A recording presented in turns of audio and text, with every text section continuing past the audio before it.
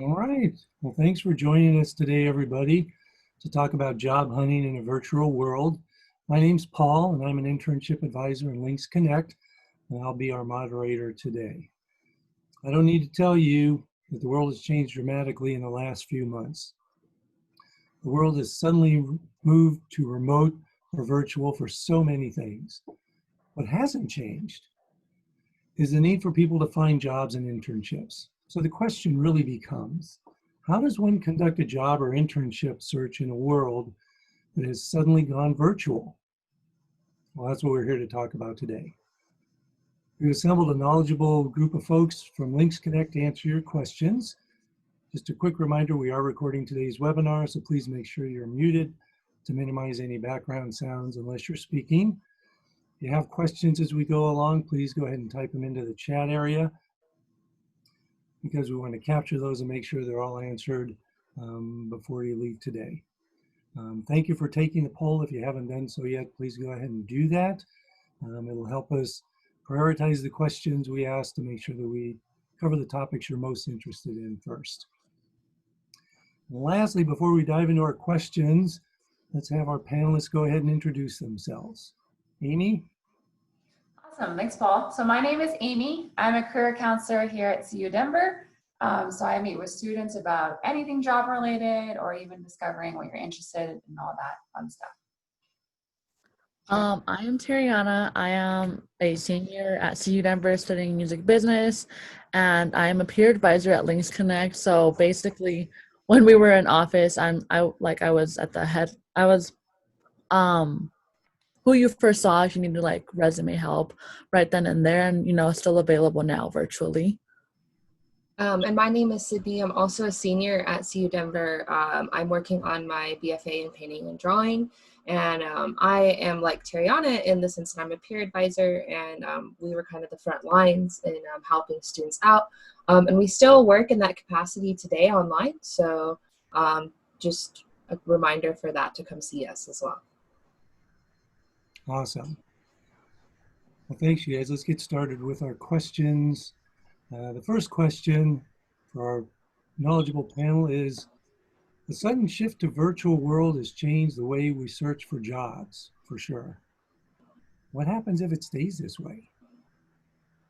What do you guys think? Yeah, so it's quite likely that in some cases it can stay this way. I think employers are beginning to learn in some instances that virtual interviewing is actually maybe more beneficial or more convenient for them. They don't have to fly people in or anything like that. So I think as companies learn that and experience that, it may become more and more common that interviewing virtually, even doing career fairs virtually may become more common. So that's kind of what we wanted to focus on today is, yes, things are changing because of the pandemic, but how can that also cause change in the future, and how can we kind of work through that? Oh, Paul, you're still muted.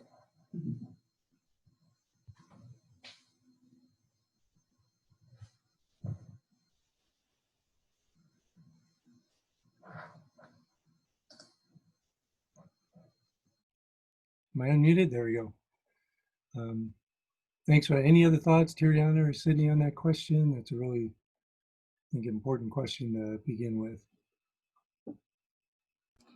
I guess I could add to it in the sense of how if we might stay this way, if video and internet become the way that we work in our world, it's something that everybody's considering, and it's also something to get used to. And if you're already used to your computer, just have confidence in that.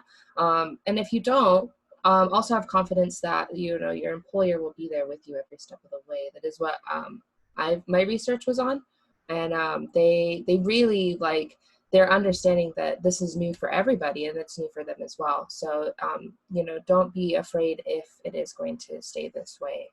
Employers are working right alongside their employees to make sure that they're just as knowledgeable as them. Awesome, that's a great point. We're all in this together, aren't we? So we'll all figure it out together. Well, it looks like the poll results are in, and the most popular topic in terms of the things people really want to know have to do with virtual interviewing tips and resources. So let's start with some questions from there. So if interviews have gone virtual, which they have, how does that change things now that they're virtual? How have interviews changed in a virtual world? So interviews have changed a lot, obviously, because we are no longer going in person, right? We're doing interviews as we are now, right in front of a screen, which feels very different. It takes some time to get used to. And it also requires, just like regular in-person interviewing requires practice, virtual interviewing also requires practice, kind of in a giving yourself time to practice that, do test runs, all that sort of thing, because I do believe this will become more of the norm. And so different ways that it's kind of changed is that the employers themselves may kind of have different perspectives or different questions that they may ask. They may also be using a lot more of different types of simulations or maybe personality assessments that they may deliver to you even before the interview, right? They may give you like a psychometric test or a personality assessment beforehand. And that, I think they're trying to cover the basis as far as that kind of face-to-face interaction. They're trying to learn more about you and your personality, and kind of check fit and along with their environment, their values, those kind of things. And then if there's like hands-on parts of the interview, some companies are moving towards using VR, visual simulation, maybe even mobile games.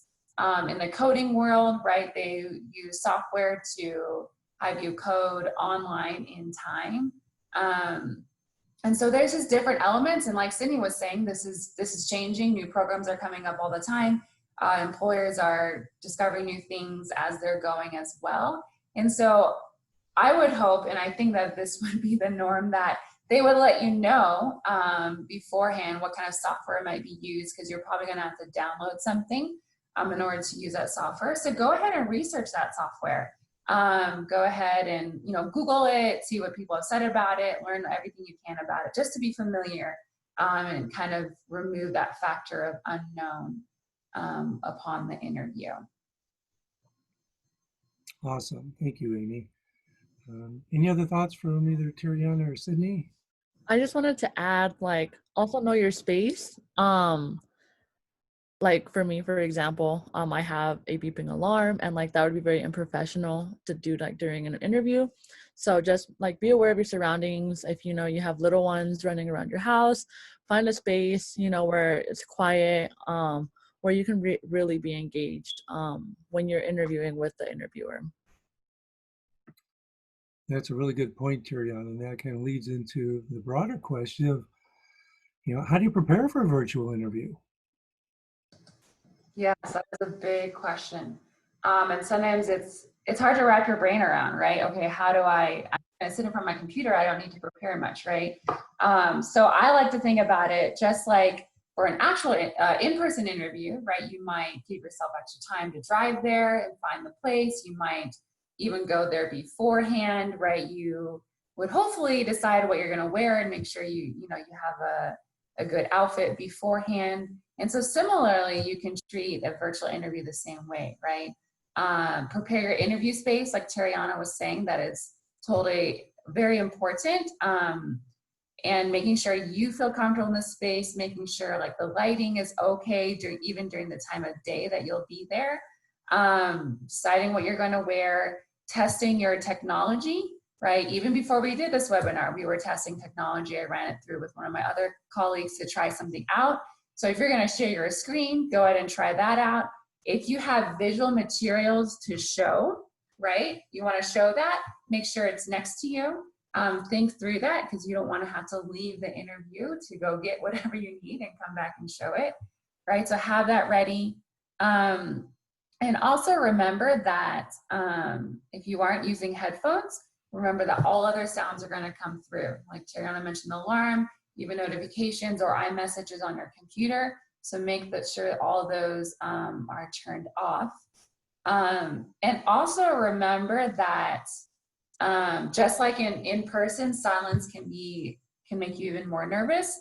And on Zoom or in a virtual world, sometimes that silence can be even more intimidating. So just remember that comes with the territory. There will be pauses. It will feel a little bit awkward, and just know that that's a little bit more normal in this virtual world, and that's going to be okay. As you're preparing for questions they may ask, one thing to keep in mind is that if this position that you're applying or interviewing for is remote or has potential of still being remote, those future employers may ask you questions more related to your flexibility, your communication style, your ability to work from home and self-motivate yourself. There may be more questions kind of along that line. So think of stories, scenarios you can share along those lines. And I wanted to share with you a really awesome tool that the Career Center just got called Big Interview. And so if you go to our website, you can just Google Career Center UC Denver and it'll pop right up. Go to what we have been calling the virtual toolkit right here, where we have kind of condensed all our virtual resources for all students. So you'll find a lot of awesome information here. So if you scroll down to the bottom, we have this Big Interview, right? You can click on it, you'll use this code and your CU Denver email address to log in, and it has a plethora of resources, as well as the ability to actually practice interviewing. You can choose general interviewing questions. You can choose interviewing questions related to your industry or your field, and you can even choose according to easy, hard, or really difficult. There are also AI capabilities that you can go through, so that it will also give you like clues as to, oh, improve your lighting, or you said a lot of you said a lot of likes. It will also tell you about that. And it will record all the questions you answer, which is really cool, because then you can look back and kind of learn from it, as well as you can send that to us. You can have it emailed, and we're more than happy to give you feedback as well. So that's a really awesome tool to use, especially if you're maybe busy during the day, during the hours that we're open. You can use it during the weekend, during the evenings. As well as you can also meet with us for interviews, mock interviews, anything along those lines. We're happy to practice with you. That's great advice, Amy. What thoughts do you have for a student that maybe has an interview coming up and they just have a quick question? Maybe it's like, man, I'm afraid they're going to ask me this question. I'm not sure the best way to answer it. What recommendation or advice would you have for a student in that situation? Like how they could reach us? Yeah, how can they reach us if they just had something real quick? Mm-hmm. Didn't need to make an appointment for a full-blown mock interview, just had something real quick. What would you recommend for a student? Right, absolutely. You can go onto Handshake and see the counselor availability. Because of us working remotely, we actually now have more same day availability that you could just schedule an appointment. Even if you schedule for an hour, but you only have a quick question, it takes 15 minutes, that's totally fine. You could also reach out to our wonderful peer advisors and schedule a drop-in with them. As well as you can email us, right? You can email careercenter@ucdenver.edu, and we're happy to respond to that as well. I want to add to that as well. Amy, when she shared the toolkit with you all, there was like a virtual front desk, and that is also available. There is an open Zoom link, 9 to 3, and somebody from the front desk staff will be there to, if you have like a quick resume question, even like that's open for you to use. Absolutely. The peer advisors have also been using Big Interview, what Amy was talking about, and we really like it because it is actually helping us reach a lot more students, and it's actually helping us kind of help you guys out more because we can see maybe things that we didn't see before as well. So Big Interview is actually a great resource to use. So if you're ever nervous, either reach out to one of us or use Big Interview. It will be a big help. And like recording yourself, like saying something and like hearing it, you're like, okay, cool, I got it down. But actually seeing yourself, like this is something that they tell like musicians, like record yourself, hear yourself, because you playing it, you're concentrated on playing, so you're concentrated on interviewing. Once you actually see yourself perform, once you actually see yourself interview, like you get to see like, oh, like maybe I need to sit up a little bit more straight so like they can see my face clear, or maybe I need to speak up louder because my mic isn't that good. So the fact that Big Interview allows you to record is like a really great tool to see like all these little details that you could have missed, you know, if you were just like thrown into the interview. Yeah, don't be afraid to watch yourself in the mirror too. If like you maybe don't want to hear your own voice, just watch yourself in the mirror, answer a couple questions, and you will understand completely how to like, if you have like a nervous tick, because I do, I rub my ears. I noticed that I rubbed my ears way too much while I was talking, even answering questions by myself in my bathroom. So it's really helpful to see yourself. And if you don't want to hear your voice, just look in the mirror and answer a couple questions. Great advice, you guys. Thanks so much. Last question for you guys around virtual interviewing tips and resources, just to kind of help students start thinking about, you know, questions they might get, and to prepare for that. What would you say employers are looking for in general in a candidate, and what advice do you have to help students figure out how to demonstrate that they're a good fit for a position during an interview? Yeah, so what was the first part of your question? It was, First part is, what are employers looking for in candidates? yeah.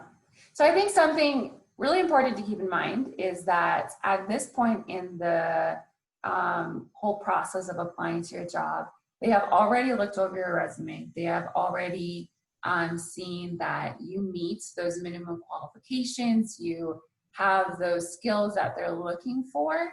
And so by bringing you in person, they're really wanting to get to know you as a person, kind of see what your personality is like, maybe hear about your interests, right? There's so much more that can come across an interview than on a piece of paper, right? And so you can view your resume and those bullet points as talking points that you can talk more about in an interview and kind of go into more detail. So remember that interviews are about discovering who you are, as well as an opportunity for you to learn more about the team you might be working with, the company. I hope you would have questions at the end for them of things that you're genuinely interested about, because this is also your opportunity to interview them. If you don't feel like it's a fit and they offer it to you, you don't have to take it unless you're in, you know, great need, right? So that's always a consideration as well. One tip I like to share of actually answering the questions is that a lot of times we actually have stories that we can respond in our answers, but a lot of times I think we get really nervous and we feel like I need to appear professional, which sometimes comes off as really kind of awkward and stilted, and they don't get a sense of who you are. And so a lot of times employers will ask what we call behavioral interviewing questions, right? Instead of asking, tell me, or what are 3 weaknesses you have, right? They may ask, tell me about a time where you struggled on a previous job or in a project that you worked on, right? And by asking, tell me about a time, they're actually asking for a scenario or a story or something specific that maybe happened to you. And so that actually enables you to prepare those stories beforehand, right? And we know employers tend to ask umbrellas of questions, right? They're gonna ask probably something along the lines of, tell me about yourself, right? They may ask about teamwork, conflict you've had with teammates, how you do collaborating or communicating. They may ask something along the lines about diversity and inclusion. They may ask about working with someone you didn't like or didn't enjoy their style, whatnot. Right? So we know these kind of umbrella questions that they may ask. And if you take the time and just consider, when has there been a time where I have communicated with a group of people and worked on a project together, right? Or when has there been a time when I have worked on a project and it's failed, and how did I get through that, right? And so you begin to think about these broader stories that answer these broader umbrella questions. And you can either, I like to jot them down because I like writing everything out by hand. That helps me process through. Other people process through by speaking out loud in the mirror or to themselves or someone else, right? However you process through it, once you have those stories fresh in your mind, maybe you can do that morning of or the night before, you'll have this kind of basket of stories to kind of pull from. And the really cool thing about stories is that they're easily transferable, right? So if you get a question that you weren't prepared for, but you have that story back in your mind, it can be a lot easier to share the same story that you prepared, but maybe the emphasis is a little different, right? And that you can just kind of do on the fly. So that can be a really awesome way to prepare for interview questions. That gives you room to make changes on the fly instead of thinking, oh no, I didn't even think about that question. I have no idea how to answer it. So that's one way that you can kind of work on interview questions in practice. Nice. Great thoughts, Amy. Thank you. Any additional thoughts, either Tiriana or Sydney at this point? I think also being confident in yourself, and we're also told a lot of times not to talk about ourselves, but in reality, the more that information that you give to your employers and the more questions that you ask the employers in an interview, the better they're going to be able to understand you and the better you're going to be able to understand them. So feel comfortable talking about yourself and your achievements. Because you've achieved so much, especially coming, out of college or going into an internship. I'm sure there's a lot of classes that you've taken and a lot of things that you've learned along the way. And it's okay to share those and be confident in the fact that, yes, I have learned this information and I am confident to use it.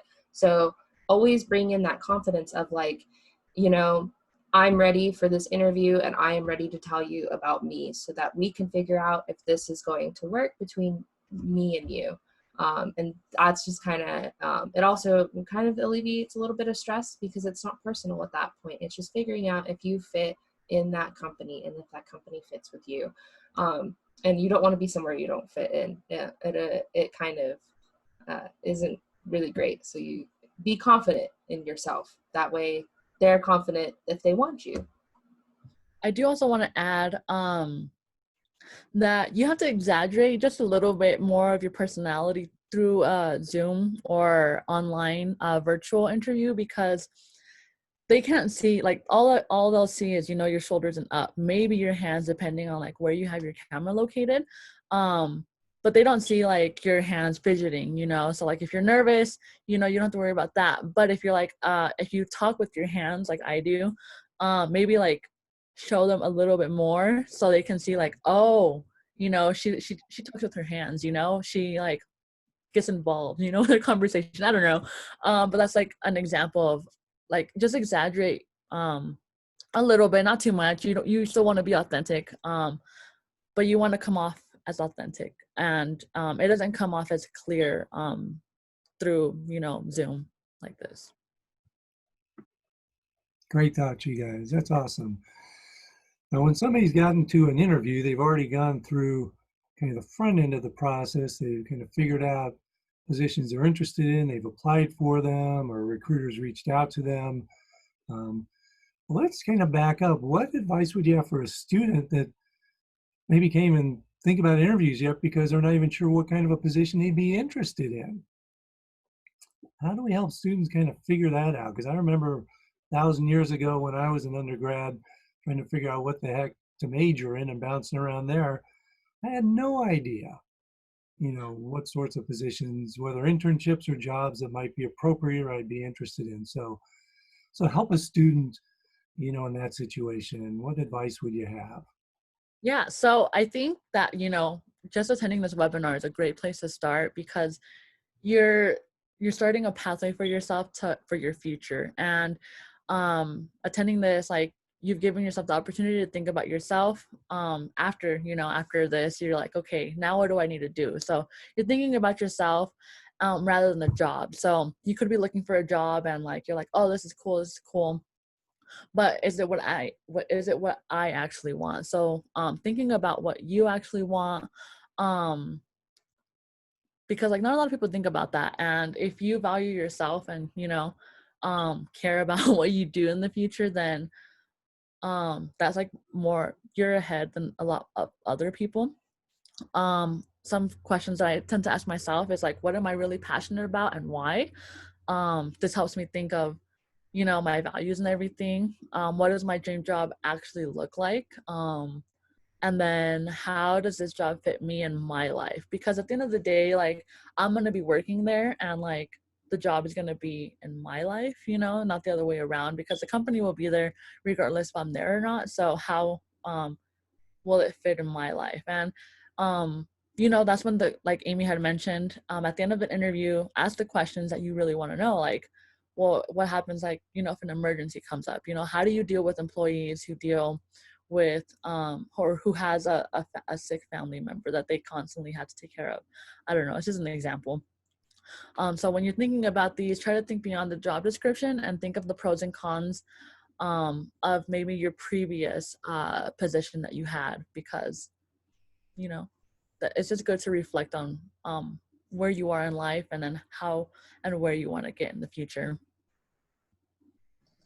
Yeah, and if I can add to that, I just wanted to put a little plug in at the Career Center, right? When you meet with career counselors, we have a lot of different activities that we can do with you to help you learn more about yourself. Just like Triana was saying, help you discover what you care about, what you desire to have impact on. We have lots of fun card sorts that we can still do virtually. I have successfully done them. Lots of card sorts that help you learn about like your skills, right? What skills do you enjoy doing and what skills do you hate doing, even if you're really good at it, right? Or what are your career values, right? What do you value in a career? This one I showed earlier is about your interests. Where do you hope to have impact on in the world? This is an example of True Colors, which is really your personality, and learning more about your personality.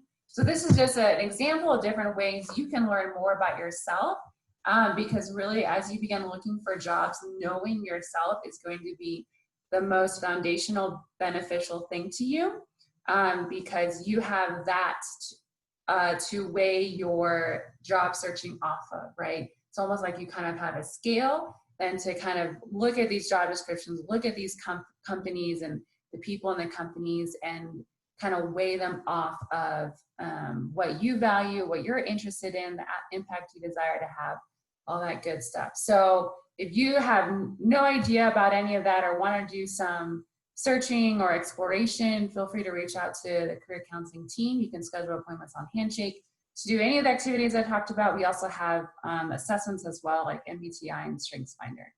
So just so you know that we also support in that way too. The Career Center's Take a Selfie is honestly like the skills that Amy was talking about, like the skills that you're good at but you necessarily don't want to do. I learned that I'm good at a lot of things, I just don't want to do them because they're just too taxing on my brain.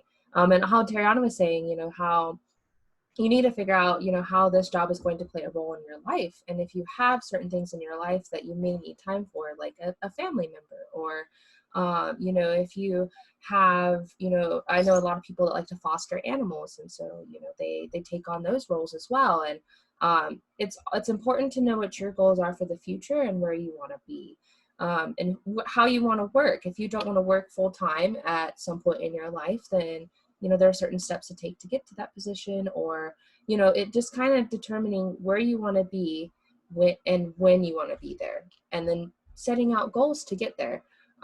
So that's really important, and it's really important to know yourself and those goals and what you want so that you can go forward with that.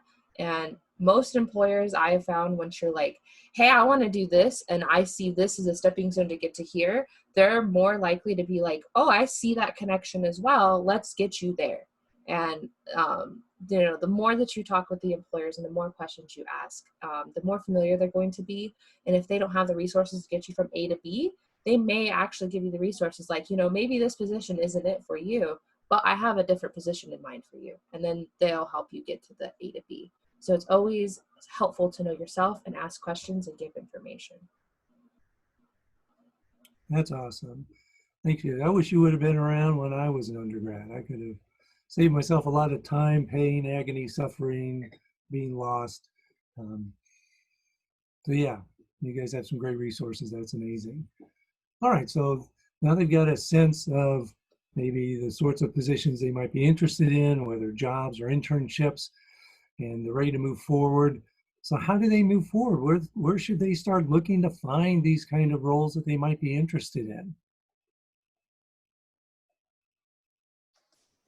Yeah, so one website that I really like to suggest is LinkedIn. Can be a really great place to start as you're searching online. The thing I love about LinkedIn is that it does a great job combining not just a job board, but it also combines with people and companies. And so that makes that little search bar very I don't know, there's so much depth there that you can really explore. You can plug in a keyword, right, and search by people, and you begin to look at people's profiles and learn from their journeys. A lot of times I think we come into job searching with just one title in mind or one keyword in mind. LinkedIn can be a great place to start exploring and learning about related keywords or related actions or titles, as well as showing you companies that are also related to the topics that you're interested or the careers that you're interested in. So it kind of combines them. So I think it's a really great starting point to give you the language and the vocab to then continue searching on other job boards. I also think that keeping your mind open as to like what you want to do. Amy had mentioned like we like to stick with like one job position, but maybe there's something similar that you could apply for. And maybe you have a set job, but like Sydney had mentioned, you probably aren't ready for that yet, but that's where you want to be. So what's like an entry level job for them? So keep your mind open of like, okay, this is what I want to do. And like, I've, applied and maybe I didn't get the position, but I want to be there one day. So like, what do I need to do? Okay, let's take a step back. What entry level job is there? Or you can, even searching the company and seeing like, okay, I see that this employee is now here, but how did they start off? So, researching the employers that are at that company to see what steps you need to take so you can get to like where they are or even further for yourself. And there's also a couple of job boards that are really helpful too. And in terms of keywords, like Amy was saying, and learning new keywords, it helps you out further along the line with job searching, especially on Handshake and on Google Jobs, because they run off of filters and keywords. So I always like to say less is more, because there's been times where I've put on a lot of filters and missed an opportunity for a job. So always be switching out keywords, always be switching out filters, and always be reading those descriptions to see, if something is going to be something you're looking for, or it is something that maybe you didn't think about before. Like, I feel like being on a job search is almost like a journey. And you're kind of also figuring out for yourself, like if you're reading a job description, you're like, I don't know if I really want to work collaboratively every single day. Then maybe that's something to look at, as like a thing to go forward in the filters of like, maybe I don't want to be as collaborative. So I'm going to look for positions that maybe I have more time to myself, and just rolling with the journey and discovering new opportunities and filters and starting points as well. Like Tariana was saying, sometimes we see a certain position that we want, but that position is actually step 3 and not step 1. So you have to also be flexible in that. sense to understand that, you know, I do have to work with this company from the ground up, or I should start here. So that way I'm very well equipped. Awesome. For students that may not be super familiar with, say, Google for Jobs or even Handshake, would it be possible when you guys have Handshake open, could we do a screen share and maybe just show them quickly how the filter system in Handshake works? Yeah, the kind of thing. I got it over here. Awesome. Thanks, Cindy. Yeah, let me share my screen first, though. Okay. Handshake, share. Okay, can you guys just see Handshake now? Yeah? Yeah. Okay. So, oh, I went back to the career services slide. Oh no. My bad. Sorry, guys. There's so many buttons sometimes. Handshake going back and forth is confusing. So Handshake looks like this. And if you go to jobs, there's a whole bunch of things. The filters we're talking about are up here, and you can do all filters, and there's a whole bunch you can do. So I usually at least like to put in the job type. So if I'm looking for part-time, internship, or on campus, or anything else, I'd like to at least just put that in there. That way I know it's going to be coming up. And you can use all these filters or use them off and on if you would like. If you have like a certain, I know for, in terms of like teaching, some people are very specific which kinds of groups of children they want to work with. There's a lot of different cool filters you can use. With Google Jobs, grab it. Oh, now everything's all messy. With Google Jobs, can you guys see Google Jobs now? No, it has to be in the same window. Oh, that's right. All right. So with Google Jobs, it kind of is the same. There's just a lot of different categories. So if I just do jobs, very general, it comes up with categories, tiles, things you haven't seen yet. So it starts to learn you, where you want to be, if you want to work from home, if you want to be, in person. It has all these kinds of filters, and that's what we're talking about in the way of filters, is that they already have some presets for you. So if you, want something specific, then that's the way to kind of do it. Another tip in Google Jobs is the type filter, because I work with students who want internships, and you can filter by type and select only internship. So if there's a marketing student who wants if Google thinks you're looking for a job, that's the key to get into Google Jobs, is type into Google, right, marketing assistant or whatever, marketing jobs, Denver. And go to type, and you can filter by internship, or like you said, full-time, part-time. So there's a bazillion job boards out there. These are a couple to get you started. Certainly not the be-all, end-all. But in this world that's now suddenly gone virtual, when students find positions they want to apply for, to what extent, if any, have the materials that they're going to need to apply with been impacted by this virtual world? Or how have they changed? Whether they're resumes or cover letters or? So the materials that you need have not really changed. And so that's the really good part, at least that I found in going virtual with job searching, is your materials have stayed the same in the sense of how you put in your resume, how your resume looks, everything that if you've come to the Career Center previously and gotten help, none of that has changed from what at least I've seen. Your cover letter is still important in your voice, and so is your resume. Like Amy was saying, those are your talking points in your interview and things to expand on. So the only thing that has really changed is the interview stage and possibly how your job works. But from the materials, I haven't seen a change in anything. So that's like the good part, is like that is the last thing you have to worry about in terms of changing, is the materials. Nice. So a lot of people find jobs by applying online with the resume, cover letter, and so forth. But there's also this thing out there called networking. And that's another way that people can find positions. So what is networking, right? And why might somebody want to do that? What thoughts do you have around that? Why should students consider that? So networking can be really helpful to build relationships as well as honestly to learn about the world of work around you. Um, Networking is often a pretty scary word. People are pretty intimidated by it because I think in our minds, it means going up to a stranger and asking for a job. And that is just awkward on all levels, right? No one, I think only the most like outgoing, gregarious person maybe would feel comfortable doing that, right?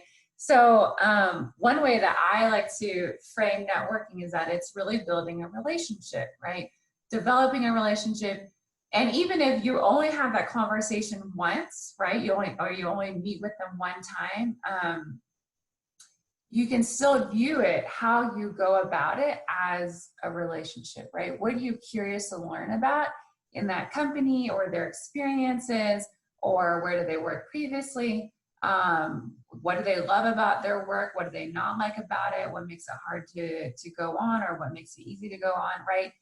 When you know what you value, what you are interested in, when you learn from other people, then you can kind of balance it off or bounce it off of what you know about yourself. And so that's why learning from professionals in the field can be really important. It can give you insights that maybe your professor or your textbook could never give you, right? So it's very hands-on experience. Obviously, networking has changed a little bit because of the pandemic, because most of it's going to be via Zoom or phone calls, right? And in a sense, I think it also opens up some doors. So like what I was sharing about, I'm going to go ahead and share my screen here, but what I was talking about with LinkedIn and how you can use it, and Tariana was also referring to this as well, is that you could search, let's just say you're really interested in career counseling.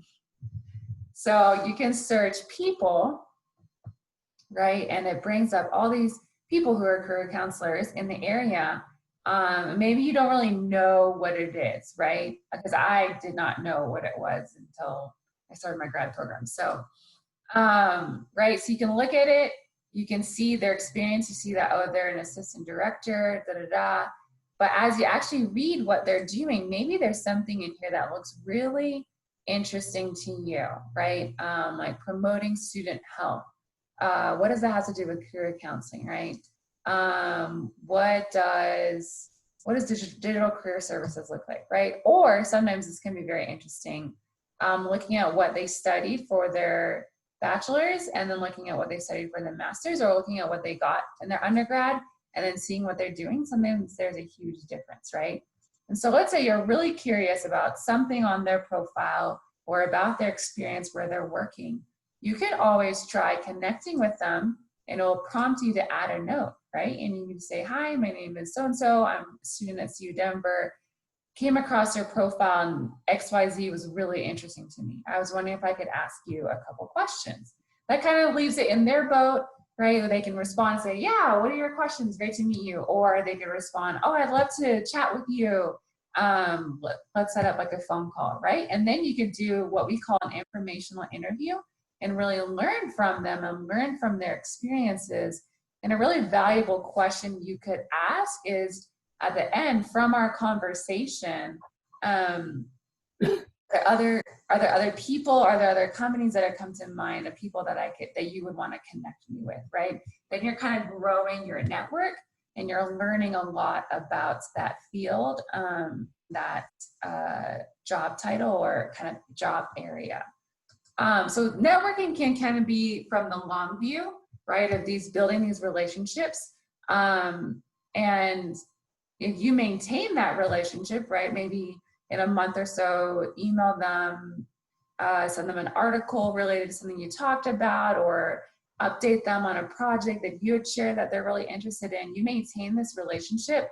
If something comes up in their office or their company, because you've maintained that relationship, you showed that interest, they might reach out to you, right? and say, hey, where are you at? You know, job searching, are you interested? And they already have a relationship with you. They already know what you're interested in. And that's usually a really good referral. So that could be one way to view networking. Go ahead, Tariana.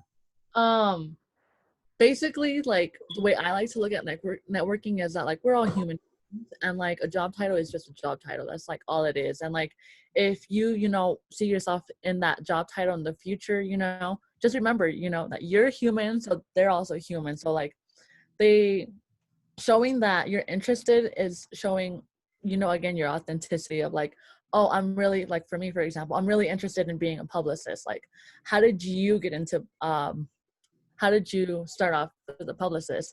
And then people like talking about like how they started off into like where they're at right now, because it gives them like wow, like I've come so far in life, you know. So it's not only benefiting you, it's also benefiting them of like just allowing them to reflect on like what they actually had to do, and like they're like, wow, this is what I had to do this so you don't have to do what I did, and basically helping you fast track your journey to where you want to see in your career. Yeah. Yeah, you can definitely learn a lot from professionals in the field.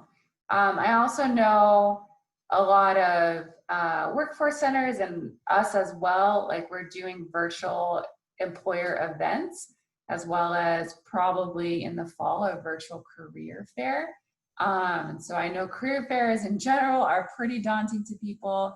I know for me, a virtual career fair would be even more daunting, right? But considering who's going to be there, what companies will be there, which ones are you really interested in talking to, and why, right? And when you approach them or chat with them, I don't even know how it will work, but start with that. Start with what you're interested in, asking them questions about what you're interested in, because that also helps you get over your nerves and kind of dig right into something that's interesting to you, and you get excited, and they may connect with you on that point, right? So thinking of your opening line, you could call it that, of starting with something that you're interested in instead of just saying, hi, what are you hiring for, right? That doesn't give much room for building that relationship.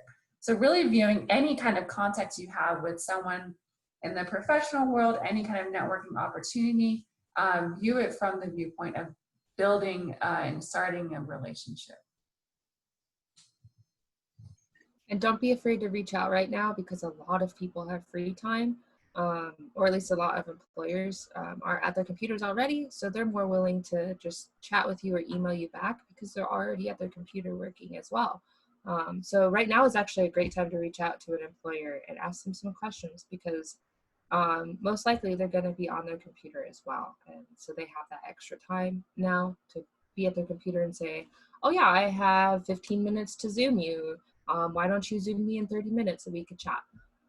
You know, there's a lot more flexibility happening right now versus, you know, when we were not as virtual, and, you know, having to take time to go to a coffee shop for 5 minutes, and they'd have to get off work and drive there, and you'd have to drive there. It's a lot less moving around, so it's more readily available, I would say. Good points.